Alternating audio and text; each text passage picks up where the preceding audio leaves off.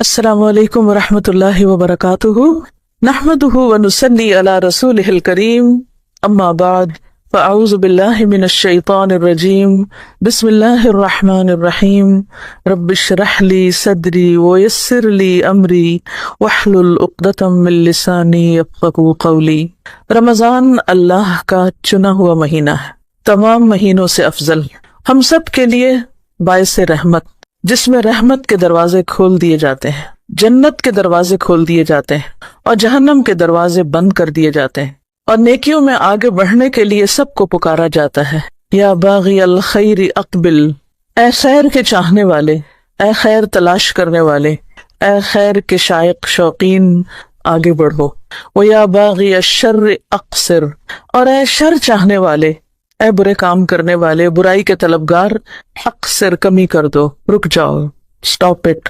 رمضان تبدیلی کا مہینہ ہے، رمضان اللہ کے قریب ہونے کا مہینہ ہے۔ ہم سب اس وقت اپنے آپ سے پوچھیں کہ یہ رمضان میرے لیے ایک یونیک رمضان کیسے ہو سکتا ہے؟ زندگی میں ہم نے کئی رمضان دیکھے ہیں، رمضان ہر سال لوٹ کر آتا ہے، یہ ہمارے لیے کوئی نئی چیز نہیں، لیکن آخر وہ کیا بات ہے، وہ کیا خاص چیز ہے کہ جو ہمیں اس رمضان میں حاصل کرنی، جو ہم نے اب تک حاصل نہیں کی؟ ہم اس رمضان میں اپنے لیے کیا چاہتے ہیں؟ میرے لیے وہ کون سا سب سے اہم ترین گول ہے؟ میرے لیے رمضان کے اعتبار سے وہ کون سی ٹاپ پرائرٹی ہے؟ وہ کون سی ایک خاص چیز ہے کہ جس پر میں نے کام کرنا ہے پورا رمضان، اور پھر اینڈ پر دیکھنا ہے کہ کیا وہ چیز میرے اندر آئی ہے یا نہیں؟ رمضان تو چونکہ رحمتوں کا مہینہ ہے، رحمت کے دروازے کھلتے ہیں تو ہر طرف سے خیر و بھلائی آتی، آپ بہت کچھ سمیٹ سکتے ہیں، لیکن بہت ساری چیزیں ایک خاص چیز کی طرف انسان کو لے جاتی ہیں، اور وہ چیز کیا ہے؟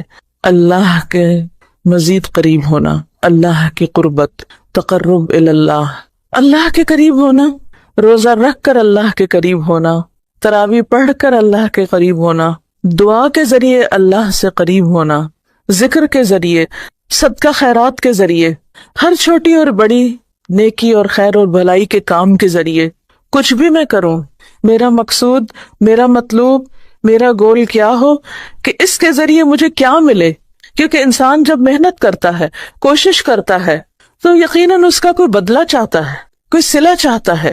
مثلاً آپ کسی بھی چیز کی طرف جا رہے ہوتے ہیں، کوئی بھی سفر اختیار کرتے ہیں، تو آپ کی کوئی منزل ہوتی ہے جہاں آپ کو پہنچنا ہوتا ہے۔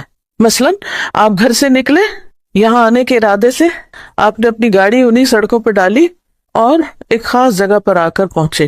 اگر یہ ایڈریس آپ کو معلوم نہ ہوتا تو آپ 1 گھنٹہ بھر گاڑی چلاتے، آپ یہاں نہیں پہنچ سکتے تھے۔ تو یہاں پہنچنے کے لیے سب سے پہلی چیز کیا کہ آپ نے راستہ معلوم کیا اور منزل کا پتہ لگا کر وہاں پہنچے۔ ہمیں بھی رمضان میں اپنی منزل کا پتہ ہونا چاہیے، کہاں پہنچنا ہے، یہ سب کچھ کیوں کرنا ہے۔ میں آج دورہ قرآن سننے جا رہی ہوں، میں قرآن کی تلاوت کر رہی ہوں، میں قرآن پڑھا رہی ہوں، میں ذکر کر رہی ہوں، میں کھانا بنا رہی ہوں کہ کسی کو کھلا سکوں، کسی کا روزہ افطار کرا رہی ہوں، کسی کے لیے سحری بھجوا رہی ہوں، کسی کے لیے راشن کا بندوبست کر رہی ہوں۔ کیوں کر رہی ہوں؟ کیا چاہتی ہوں؟ مجھے کیا حاصل کرنا ہے؟ ایک ہی چیز ہر وقت ذہن میں گونجتی رہے، مجھے اللہ کا قرب چاہیے، اس کے سوا کسی اور چیز پہ راضی نہ ہو، مجھے ہر کام سے اللہ کا قرب چاہیے۔ جب روزہ رکھ رہے ہوں، سحری کے لیے اٹھے، نیند سے آنکھ نہیں کھل رہی، تھکے ہوئے ہیں رات کے، لمبا قیام کر کے سوئے، اب اٹھا نہیں جا رہا، کیوں اٹھنا ہے؟ کس کے لیے اٹھنا ہے؟ اللہ کے لیے اٹھنا ہے۔ اس تکلیف سے، نیند توڑنے سے کیا چاہیے؟ اللہ کا قرب چاہیے، مجھے اللہ کے قریب ہونا ہے، کیونکہ میرے لیے وہ ہستی سب سے اہم ہے، باقی سب تو اس کی مخلوق ہیں۔ کوئی پیارے سے پیارا انسان آپ کا اس کی کریشن ہے، کوئی محبوب سے محبوب ترین چیز آپ کی سونے چاندی کے ڈھیر کریشن ہے اس کی۔ یہ نہیں، ان کا بنانے والا چاہیے، اس کی محبت چاہیے، اس کی رحمت چاہیے، اس کی معرفت چاہیے، اس کی پہچان چاہیے۔ دنیا میں جتنی بھی چیزیں ہیں، کل من علیہا فان، سب فنا ہونے والی ہیں، سب کچھ ختم ہو جائے گا۔ کسی بھی چیز کے پیچھے بھاگتے رہیں، جتنا چاہے بھاگیں، کوئی بھی چیز سمیٹیں، جتنی چاہے سمیٹ لیں، لیکن بالآخر ہر چیز کو ختم ہونا ہے۔ وہ سب چیزیں رکھی رہیں گی، آپ چلے جائیں گے دنیا سے۔ نہیں، مجھے ختم ہونے والی چیزیں نہیں، ان سے آگے کچھ چاہیے، وہ چاہیے جس کو کبھی فنا نہیں ہونا۔ حی لا یموت، جو زندہ ہے، جس پر کبھی موت نہیں آئے گی، جو ہمیشہ جاگتا ہے، جسے کبھی نیند نہیں آتی، جسے کبھی اونگ نہیں آتی۔ سب غافل ہو جاتے ہیں، وہ لمحے بھر کے لیے آنکھ جھپکنے کی دیر بھی غافل نہیں ہوتا۔ مجھے اس کو راضی کرنا ہے، مجھے اس کو خوش کرنا ہے۔ اس لیے رمضان کی ساری بھاگ دوڑ، سال کے 11 مہینے تو ہم دنیا کے پیچھے بھاگتے رہتے ہیں، لیکن رمضان کی ساری بھاگ دوڑ صرف اور صرف ایک اللہ کے لیے۔ ان صلاتی و نسکی و محیای و مماتی للہ رب العالمین لا شریک لہ وبذلک امرت وانا اول المسلمین۔ مجھے یہ نہیں دیکھنا کہ کوئی اور یہ کر رہا ہے یا نہیں، انا اول المسلمین، میں سب سے پہلے سر تسلیم خم کرنے والا۔ تو صبح سے لے کر رات تک کوئی بھی کام کرے، مثلاً اٹھنے کے بعد آنکھیں نیند سے بھری ہوئی ہیں لیکن آپ اللہ کے حضور کھڑے ہیں، تو وہ بھی آسمانی دنیا پر قریب آ کر آپ کو پکار رہا ہے، مانگو جو مجھ سے مانگنا چاہتے ہو، میں دوں گا تمہیں۔ تو جب انسان کا کنیکشن اس کے ساتھ ہو جاتا ہے تو نیند جیسی چیز بھی چلی جاتی ہے۔ آپ نے دیکھو گا آپ گہری سے گہری نیند سوئے، لیکن اگر کوئی آپ کا محبوب ترین انسان آ جائے تو کیا آپ سوتے رہیں گے؟ سب چھوڑ کے آپ اٹھ کھڑے ہوں گے اور یہ ظاہر بھی نہیں کریں گے کہ میں نیند سے اٹھا ہوں، یہ ناگواری کے اثرات بھی نہیں آئیں گے۔ پھر آپ دیکھیے کہ آپ کچن میں جاتے ہیں، افطاری بناتے ہیں یا لگاتے ہیں، یا جو بنا رہے ہیں ان کو انسٹرکشنز ہی دیتے، کچھ بھی کرتے ہیں، اس وقت آپ کو احساس ہوتا ہے باقی سب گھر والے سو رہے ہیں، میں کیوں جاگ رہی ہوں؟ یہ کیا مصیبت ہے؟ سارے کام میرے ہی ذمے، سب آرام کریں اور میں کام کروں۔ اس سے اچھا تھا عورت نہ ہوتی، کچھ اور ہوتی، عورت نہ ہوتی۔ اتنے کام کرنے پڑتے ہیں، اتنی ذمہ داریاں ہیں مجھ پہ۔ کیا سوچ آپ کا دل ٹھنڈا کر دے گی؟ کیا چیز آپ کے اندر ایک خوشی کی لہر دوڑا دے گی؟ کس چیز سے آپ پرسکون ہو کر شکر گزار ہو جائیں گے کہ اللہ تیرا شکر ہے، تو نے مجھے اس کام کے لیے چنا کہ میں سارے گھر والوں کے لیے سحری کا انتظام کروں، سب کو میں کھانا کھلاؤں۔ میں کیوں کھانا بنا رہی ہوں؟ میں کیوں سحری تیار کر رہی ہوں؟ میں کیوں کچن میں کھڑی ہوں جبکہ لوگ آرام سے ابھی سو رہے ہیں؟ کس کے لیے؟ کس کے لیے؟ اللہ کے لیے، تاکہ میرا رب مجھ سے خوش ہو جائے، سارا غم جاتا رہے گا، کیونکہ رب چاہیے۔ پھر اس کے بعد آپ سب کو کھلا چکتے ہیں، سب میز چھوڑ کے چلے جاتے ہیں، باقی کام کس کا رہ جاتا ہے؟ آپ کا رہ جاتا ہے۔ اور کبھی کبھی غصہ بھی آنے لگتا ہے، یہ کیا بات ہوئی، اٹس انفیئر، اور آپ برتن پٹکنے لگتے ہیں، غصے میں آ جاتے ہیں۔ روزہ رکھا ہوا ہے، غصے سے بھرے ہوئے ہیں، کیا فائدہ ایسے روزے کا؟ ایک ایک برتن کیوں پیار سے اٹھاؤں، کیوں واش کروں یا واش کرنے کے لیے رکھوں؟ کس کے لیے؟ اپنے رب کے لیے۔ ہم دنیا بھر کے انسانوں کی خدمت کو باعث فخر سمجھتے ہیں۔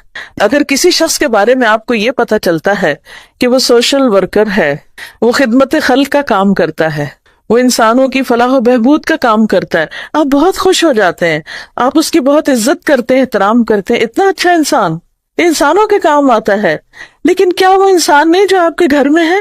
گھر والوں کی خدمت، گھر والوں کی مدد کر کے آپ کے اندر وہ اطمینان کیوں نہیں آتا؟ آپ اس کو کام کیوں نہیں سمجھتے؟ وہ باعث اجر کیوں نہیں؟ اس پر کوئی اور آپ کو اجرت نہیں دے سکتا، لیکن وہ جانتا ہے جس کے لیے آپ کر رہے ہیں۔ پھر چونکہ تنہائی کا وقت ہوتا ہے تو اندر سے طرح طرح کے خیال اٹھتے ہیں، آپ کو اپنی کوئی بہن یاد آ جاتی ہیں، اس کے گھر میں تو اتنے نوکر ہیں، اس کو تو ایسی اور ایسی فیسلٹیز حاصل ہیں، اس کے گھر میں تو آٹومیٹک واشنگ مشین ہے، ڈش واشر ہے، اور پھر آپ کی آنکھوں سے آنسو چھلکنے لگتے ہیں، میری قسمت پھوٹ گئی، میں یہاں کیوں آ گئی؟ ساری شکر گزاری جاتی رہتی ہے۔ نہیں بھائی، مومن کو تو ایک کانٹا بھی چبھتا ہے تو اس کے لیے اجر لکھا جاتا ہے، وہ اس کے گناہوں کا کفارہ ہوتا ہے۔ یہ آپ کے لیے امتحان ہے، اس کے لیے کوئی اور ہوگا جو آپ کو نہیں پتا۔ وہ ڈش واشر میں برتن ڈالتے ہوئے کسی اور بات پہ روتی ہوگی، آپ ڈش واشر کے لیے رو رہے ہیں، اس کے پاس ڈش واشر ہے، وہ پھر بھی رو رہی ہے، اس کا ہم و غم کچھ اور ہے۔ کیونکہ دنیا آزمائشوں کا گھر ہے، یہاں ہر شخص آزمایا جا رہا ہے، سب کا امتحان ہو رہا ہے۔ صرف سکون اس کو ہے جس کے دل میں رب ہے، جو اپنے سب کام رب کے لیے کرتا ہے، جو بھی اس کے حصے میں آ گیا۔ یہ کاموں کی تقسیم بھی ایسی ہے جیسے رزق کی تقسیم ہوتی ہے، اس لیے غم نہ کریں، دکھی نہ ہوں، اپنے رب کے لیے کریں۔ پھر نماز پڑھتے ہیں آپ، کیوں پڑھ رہی ہوں، کیوں کھڑی ہوں؟ اللہ تیرے لیے. پھر قرآن کھولا آپ نے, تلاوت ہو رہی ہے. اف, یہ جو رمضان میں پورا سپارہ پڑھنا پڑتا ہے تو جڑی جاتی ہوں بیٹھے بیٹھے. کیوں پڑھ رہے ہیں؟ نہ پڑھیں, بند کر دیں. نہیں, پڑھنا ہے. کس کے لیے؟ رب کے لیے, اس کے قریب ہونے کے لیے. جاب پہ جانا ہے, کام پہ جانا ہے, پھر پاؤں بوجھل ہونے لگتے ہیں. اب روزہ رکھ کے بھی کام پہ جانا ہے. کاش ہمارے لیے کوئی کمانے والا ہوتا. کتنی خوش قسمت ہیں وہ عورتیں جن کے گھروں میں کمانے والے ہیں اور وہ اس وقت سو رہی ہیں, آرام کر رہی ہیں. بھئی سونے والے اور کام کرنے والے برابر نہیں ہوتے. اگر اللہ نے آپ کے ذمے کوئی کام رکھ دیا ہے اور آپ کو ہمت توفیق دی اور کچھ صلاحیت دی اور آپ کام کرنے والے ہیں, تو کام کرنے والے کام نہ کرنے والوں سے بہتر ہیں. کیوں کروں کام؟ اللہ کے لیے, اللہ کی رضا کے لیے.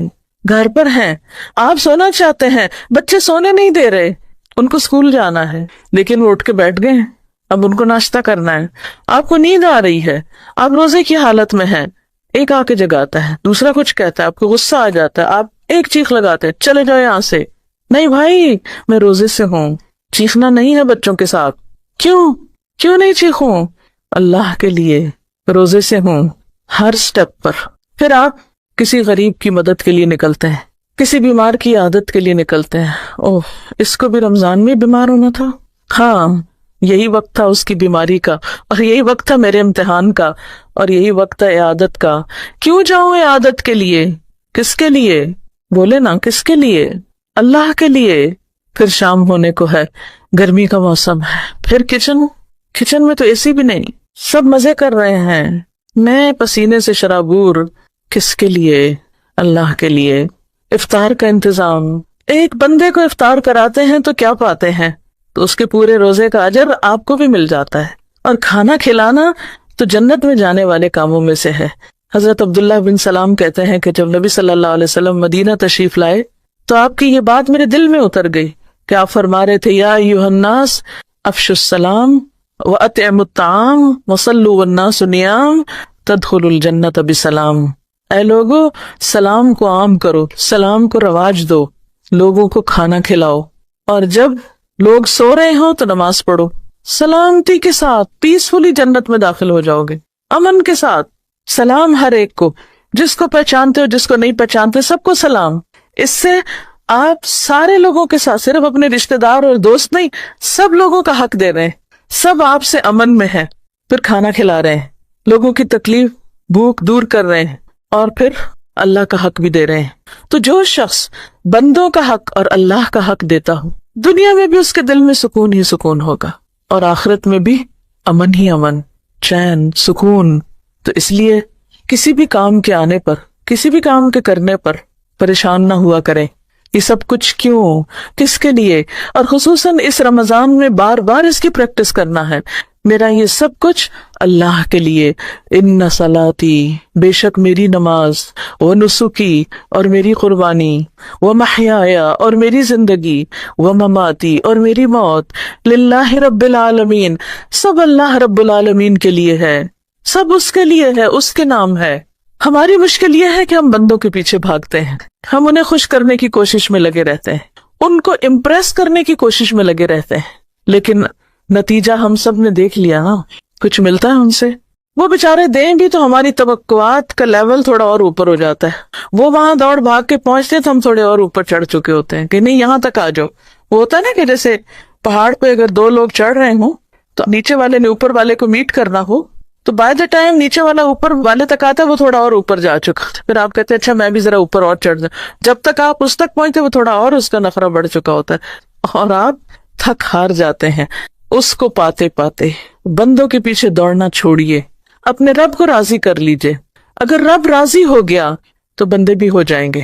ان الذین آمنوا وعملوا الصالحات سیجعل لهم الرحمن ودا. جو لوگ ایمان لائیں, اچھے اچھے کام کریں, رحمان ایسے لوگوں کے لیے دلوں میں محبت پیدا کر دے گا. آپ رب کو راضی رکھیں, سارا جگ آپ سے راضی ہو جائے گا. اور اگر پھر بھی نہ ہو, کوئی شکایت ان کو رہ بھی جائے, تو فکر کی ضرورت نہیں, اس لیے کہ ہماری زندگی کا مقصد بندوں کو راضی کرنا نہیں ہے. ہماری زندگی کا مقصد اپنے رب کو راضی کرنا ہے. اور جب ہم بندوں کو بھی راضی کریں تو اس لیے کریں کہ اس سے بھی رب راضی ہو. میں اپنے روٹھے ہوئے شوہر کو کیوں مناؤں, میری بھی تو کوئی عزت ہے. میں کیوں منتیں کروں؟ میں بھی نہیں بولتی. ٹھیک ہے نہیں بولے، لیکن نتیجہ کیا ہوتا ہے؟ شوہر کو عادت ہو جاتی ہے کہ بیوی کو مجھ سے کوئی تعلق واسطہ نہیں، وہ صبر کرنے کا عادی ہو جاتا ہے، پھر وہ نگاہیں پھیر لیتا ہے. اسی طرح بچے، رشتہ دار، دوست احباب، کس پہ مان ہے؟ کون اپنا ہے؟ سب بے وفا ہیں. کس اعتبار سے؟ کہ اگر آپ ان کے ساتھ اچھا کریں گے تو آپ کو جواباً اچھا ملے گا. ایسے لوگ دنیا میں گن کے بھی آپ کو نہیں ملیں گے کہ آپ ان کے ساتھ برا کریں اور وہ آپ کے ساتھ اچھا کریں. لہٰذا اگر اللہ سبحانہ وتعالیٰ نے ہم پر ہمارے ماں باپ کا حق رکھ دیا ہے کہ ان کے ساتھ احسان کرو، ان کے ساتھ اچھا کرو، تو اس لیے نہیں ہمیں کرنا کہ وہ ہمیں اور دیں. ساری زندگی سے بےچارے دے رہے ہیں، اب ہم صرف ان کی خوشامد اس لیے کریں کہ ان سے کچھ اور مل جائے، تو یہ نیت اچھی نہیں ہوگی. یا پھر اس بات کا بہانہ کر لیں وہ کون سا ہمارا خیال رکھتے ہیں، ان کو بھی تو فلاں بچہ زیادہ پیارا ہے، بس ٹھیک ہے اسی کے پاس جائیں، ہم سے کیا لینا ہے. ہمیں اپنے والدین کے ساتھ احسان اس لیے کرنا ہے کہ ہمارے رب کا حکم ہے، ہمارا رب ہم سے یہ چاہتا ہے. اپنے رب کو راضی کرنے کے لیے والدین کو راضی کر رہے ہیں، چاہے والدین ہمارے حقوق نہیں دیتے، چاہے وہ ہم پر کسی اور بچے کو فوقیت دیتے ہیں، لیکن ہم نے اس لیے کرنا ہے کہ ہمارے رب نے فرمایا ہے، اور وہ ہمیں کبھی غلط مشورہ نہیں دے سکتا. اس کا ہر حکم، اس کی ہر بات ہمارے فائدے میں ہے. تو اس لیے اس رمضان میں اپنے اندر بار بار ہر کام کرتے وقت ایک ہی چیز دہرانی ہے، رب کے لیے، میں رب کے لیے، میرا ہر عمل رب کے لیے، میرے روزے، میری نماز، میری قربانی، میرا صدقہ خیرات، میری بندوں کی خدمت، ہر چیز میرے رب کے لیے. اور آپ کو پتہ ہے کہ رب کتنی زیادہ جزا دے سکتا ہے؟ اس وقت جب ہر ایک کو اپنی پڑی ہوگی. آپ دیکھیں کہ جب ہر ایک کو اپنی پڑتی ہے نا دنیا میں بھی، تو کوئی آپ کو نہیں پھر پوچھتا، ہر ایک کو اپنا ہی فکر ہوتا ہے، وہ اپنے آپ کو سنبھالنے میں لگے ہوتے ہیں. تو قیامت کے دن سب کو کس کی پڑی ہوگی؟ کون کس کے لیے سوچ رہا ہوگا؟ ہر ایک کو اپنی پڑی ہوگی. تو اس وقت اگر آپ نے اس دنیا میں اپنے رب کے لیے، اپنے رب کی خوشی کے لیے سب کام کیے اور اس کو راضی کر لیا، تو اس وقت پھر کوئی مشکل نہیں. وہ کہتے ہیں نا روزہ دار کے لیے دو خوشیاں ہیں، ایک خوشی جب وہ افطار کرتا ہے اس وقت، اور دوسری اپنے رب سے ملاقات کے وقت. رب سے ملاقات اور رب کا دیدار یہ اتنی بڑی چیز ہے کہ دنیا میں تو ممکن بھی نہیں. کیونکہ دنیا میں اس وقت کریشن میں سے سب سے مضبوط چیز کیا ہوتی ہے؟ پہاڑ سب سے مضبوط آپ کی چیز نظر آتی ہے نا. اور پہاڑوں میں سے ایک بہت مضبوط پہاڑ تھا، نام کیا تھا اس کا؟ طور، جس کی قسم اللہ نے کھائی. جب موسیٰ علیہ السلام نے یہ خواہش ظاہر کی کہ اللہ میں آپ کو دیکھنا چاہتا ہوں، رب ارینی، تو اللہ تعالیٰ نے کیا فرمایا؟ لن ترانی، تم دیکھ سکتے ہی نہیں، پاسبل نہیں، یہاں ممکن ہی نہیں، تمہارے اندر وہ کیپیسٹی ہی نہیں. وَلَكِنِ انظُرْ إِلَى الْجَبَلِ، پہاڑ کو دیکھو، فَإِنِ اسْتَقَرَّ مَكَانَهُ فَسَوْفَ تَرَانِي، اگر یہ اپنی جگہ رہ گیا تو تم بھی مجھے دیکھ لو گے. فَلَمَّا تَجَلَّى رَبُّهُ لِلْجَبَلِ، تو کیا ہوا؟ جب اللہ نے اس پہاڑ پہ تھوڑی تجلی ڈالی تو پہاڑ کا حال کیا ہو گیا؟ ریزہ ریزہ. اور موسیٰ کا حال کیا ہو گیا؟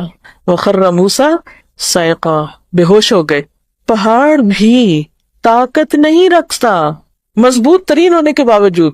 اگر اس وقت مضبوطی پہاڑ کی محسوس نہیں ہوتی تو آپ کسی بھی پتھر کو ذرا ہاتھ میں لے کے دیکھیے، کسی چٹان پہ ذرا ہاتھ رکھ کے دیکھیے کہ وہ ہاتھ رکھیں گے تو لگے گا جیسے آپ کو دھکا دے رہی ہے، آپ اس کو نہیں ہلا سکتے، اتنی مضبوطی اس کے اندر ہوتی ہے. اگر پہاڑ ریزہ ریزہ ہو جائے اس لیے کہ وہ اللہ کی تجلی کو برداشت نہیں کر سکتا، تو میں اور آپ تو پہاڑ کے مقابلے میں بہت ہی لچکدار ہیں، اس دنیا میں نہیں ممکن.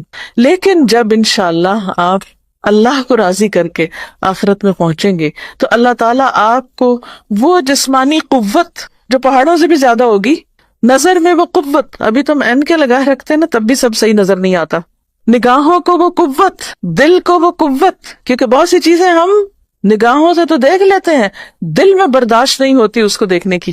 بعض سین ایسے ہوتے ہیں نا کہ آپ دیکھتے ہی آنکھ بند کر لیتے ہیں، تو وہاں یہ ساری قوتیں ملیں گی. یہ مضبوطی کہاں سے آئے گی؟ یہ ایمان کی مضبوطی، اخلاق کی مضبوطی، کردار کی مضبوطی، اس چیز کی مضبوطی کہ آپ سب کچھ اللہ کے لیے کر سکتے ہیں. یہ ایک مضبوط کیریکٹر کی علامت ہے کہ آپ بندوں کے رویوں کے تابع نہیں ہیں. بندوں کے رویے کے تابع ہونے کا مطلب کیا ہے؟ کہ جیسا وہ کریں ہم بھی ویسے ہی کریں. اگر وہ اسمائل کرے تو ہم بھی کریں گے، وہ سلام کرے تو ہم بھی کریں گے، وہ ہمیں کچھ دیں گے تو ہم بھی دیں گے، وہ اچھا کریں گے تو ہم اچھا کریں گے، اور اگر وہ اچھے نہیں تو ہم بھی اچھے نہیں. ہمیں کیا سمجھا ہوا ہے؟ نہیں، یہ کردار کی مضبوطی نہیں ہے.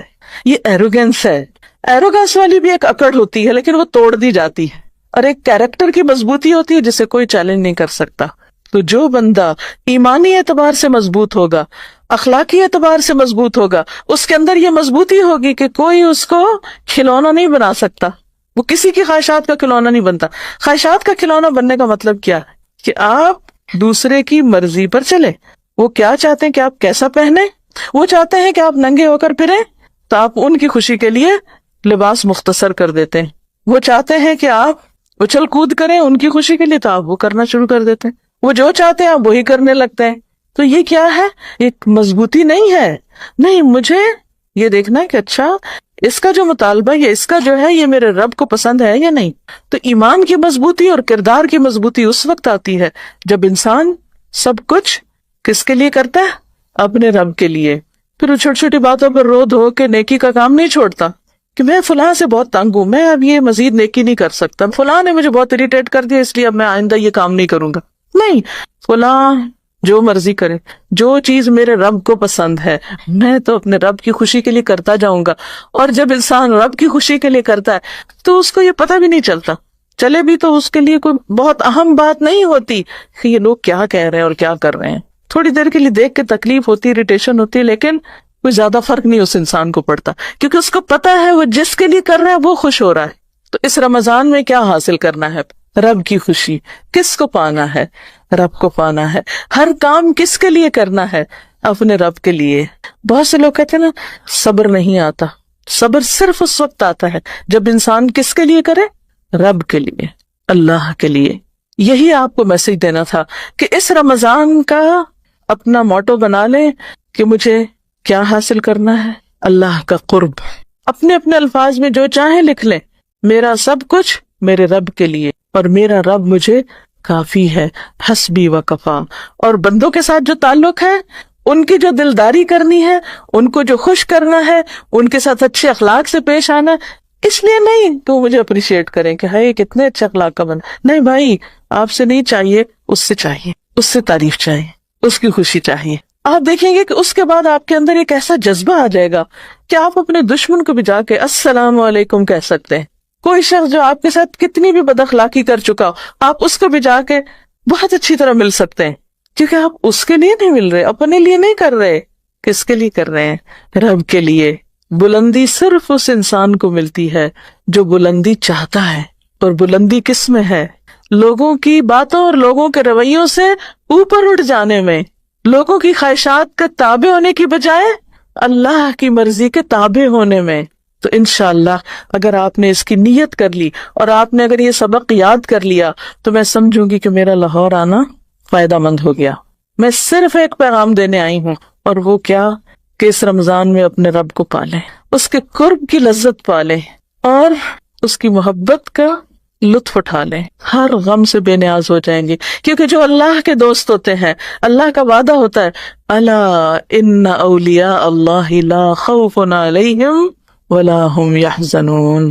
یہ نہیں کہ یہ اچانک کوئی آخرت میں ہو جائے گا, یہ یہاں سے پریکٹس کرنی ہے اللہ کا دوست بننے کی, کہ دل میں کوئی غم نہ رہے, ہمیشہ پر امید رہیں, اس سے مانگتے رہیں, اس کی طرف دوڑتے رہیں, اس کی خوشی کے لیے ہر ایک کے کام آئیں, دوست کے بھی, دشمن کے بھی, اپنے کے بھی, پرائے کے بھی, ہر ایک کے ساتھ اچھا.